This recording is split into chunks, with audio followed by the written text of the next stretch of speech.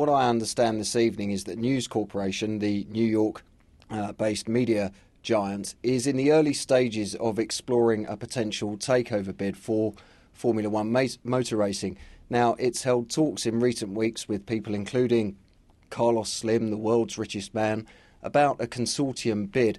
Now, I should say that this is at a very early stage and there's absolutely no guarantee that News Corporation will make a formal bid for Formula One, but it's nonetheless very interesting that News Corp, which of course is in the process of trying to secure approval to buy the shares in B Sky B that it doesn't currently own, is even looking at this opportunity at a time when many people connected with Formula One think that it could come up for sale at some point in the next year or so.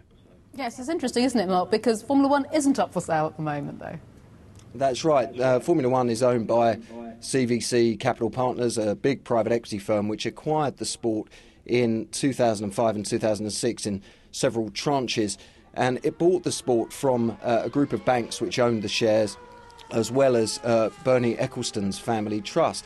Now, CVC has been saying repeatedly that it's got no firm plans to sell F1, but of course private equity firms always sell on their investments at some point.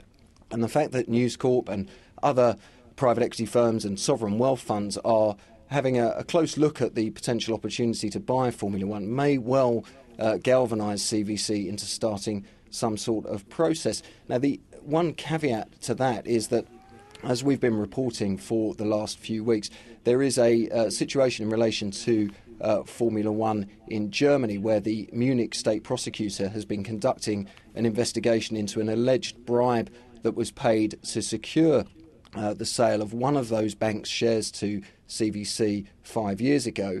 And with that investigation ongoing, it may well make it more difficult for CVC to find a buyer for the sport. But nonetheless, it's interesting that News Corporation is at the early stages of discussing with potential partners how it might at some point bid to take control of Formula One.